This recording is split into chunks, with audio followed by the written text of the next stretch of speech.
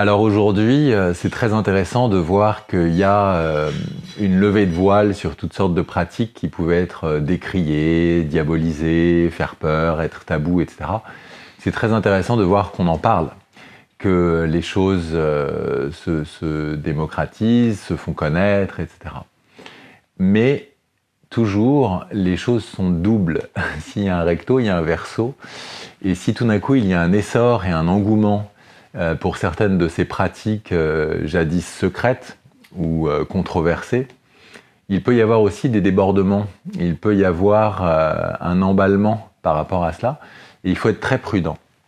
Très prudent parce que quand on parle de pouvoir, qu'il s'agisse de pouvoir guérisseur, de pouvoir médiumnique, il faut aussi se rappeler que le pouvoir est toujours double et que s'il y a un côté pile, il y a aussi un côté face. Donc il faut être prudent, il faut y aller non pas avec une certaine naïveté, mais en étant bien connecté à soi-même, à son radar, à son intuition, à son libre arbitre, à son sens critique, à qui on est vraiment au fond de nous.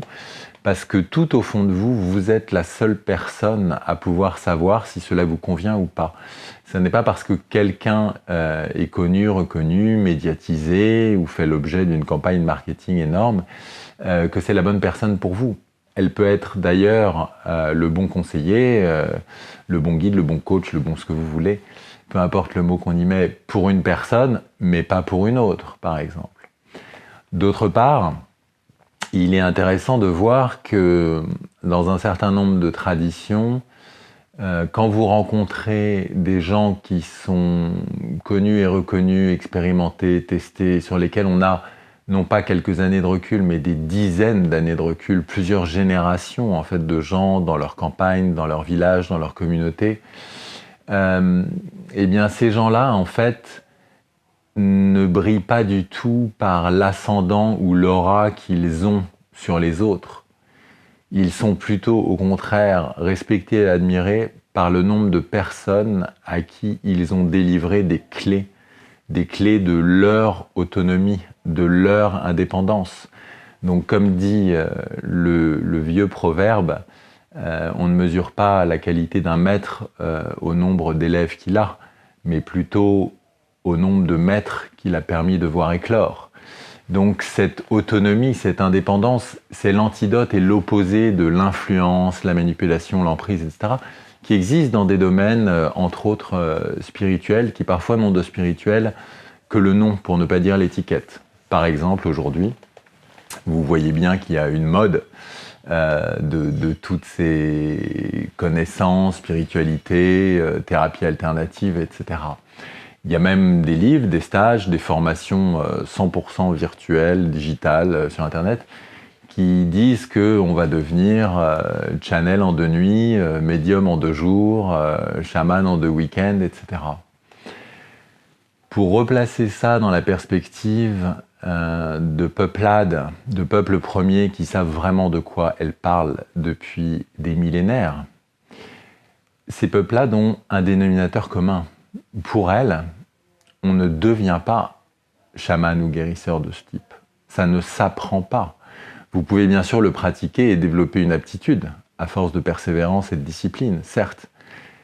Mais pour, en tout cas, toutes les connaissances que j'ai pu avoir à travers ces différents passeurs, transmetteurs, maîtres, guérisseurs, chamans ou autres, toutes ces personnes considéraient qu'on est chaman. C'est quelque chose avec lequel on arrive à la naissance. C'est quelque chose qui vous est transmis de grand-père à petit-fils, de grand-mère à petite-fille.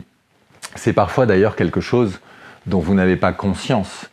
C'est quelque chose qui n'est pas désiré, où on a envie de devenir ci ou cela, où on s'autoproclame. Pas du tout.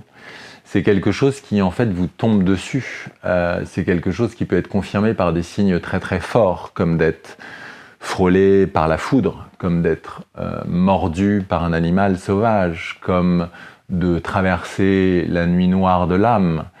Des événements où dans votre vie, il peut y avoir avant et après, parce que ça va être des épreuves initiatiques, ça va être des moments de mort à vous-même pour renaître à qui vous êtes vraiment, enfoui au fond de vous, pour faire se coïncider, s'aligner et communiquer la face cachée de l'iceberg, avec la partie immergée, pour reconnecter certains canaux de l'inconscient et du conscient, pour révéler des pouvoirs enfouis, des dons, des aptitudes qui étaient là dans des braises mais bien cachées sous la cendre. Or, dans ces différentes traditions, sur ces différents continents, ce type de révélation est plutôt vécu comme un fardeau. C'est pas du tout quelque chose que vous avez envie de devenir. Et d'abord, pour eux, on le devient pas. On l'est ou on ne l'est pas.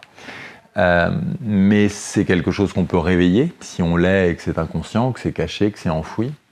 C'est plutôt vécu comme un fardeau parce que de grands pouvoirs impliquent de grandes responsabilités, comme disait l'autre, et parfois une hygiène de vie, une discipline, des périodes entières de renonciation, des traversées du désert, des épreuves, des obstacles, parfois même des maladies qui peuvent être en fait initiatiques et qui peuvent être très très très éprouvantes. On ne parle pas là de navigation côtière où on voit toujours le port et on voit toujours le littoral et où si une petite tempête se lève, vous n'êtes pas très loin et au pire vous pouvez même rentrer à la nage par vos propres moyens. Non. Là, on parle de navigation en haute mer, on parle de territoire de la psyché, de mondes invisibles, de plans de conscience et d'exploration de la conscience, pour lesquels il faut des guides, pour lesquels il faut des gens qui sont capables de vous ramener à bon port, pour lesquels il est des tempêtes qui n'ont rien à voir avec le petit grain qui va vous agiter quand vous êtes en navigation côtière ou de plaisance. Donc il faut bien faire la part des choses. La navigation en haute mer, c'est pas pour tout le monde. La montagne en haute altitude, quand la tempête se lève, c'est tout à fait autre chose que la semi-altitude. Ça réclame une préparation, ça réclame une certaine discipline, un accompagnement, une intention très très précise. Et ça n'est en aucun cas pour des gens qui ont des formes d'instabilité, un manque d'ancrage, d'enracinement, etc. Plus vous voulez aller haut et loin, plus il est important d'avoir des racines qui s'enfoncent profondément. Donc c'est cette fameuse image de l'arbre qui est plus grand que les autres dans la forêt. Mais s'il est plus grand que les autres, c'est celui qui va avoir le plus de surface exposée au vent ou à la tempête et qui va être le premier à même d'être emporté par la tempête et de faire tomber ses petits frères autour de lui, à moins qu'il ait des racines proportionnelles à sa partie visible. Donc il faut absolument cultiver cet enracinement et cet ancrage. Je doute un petit peu que des méthodes très rapides, commerciales, qui non seulement démocratisent, mais parfois simplifient de façon très très réductrice, un petit peu séductrice également, certaines de ces pratiques spirituelles, de ces pratiques liées notamment au chamanisme qui est très en vogue actuellement. Je doute qu'elles permettent de prendre le temps de cet enracinement, de cette discipline, quand elles semblent vous livrer clé en main quelque chose qui va faire de vous ceci ou cela en si peu de temps. C'est parfois l'œuvre d'une vie.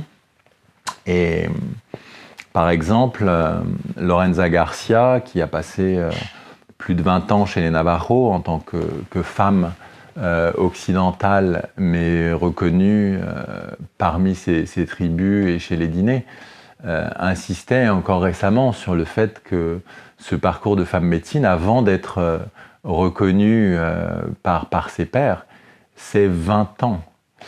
Donc, on est très très loin de formation à l'échelle de jours. C'est autre chose, il ne faut pas tout confondre.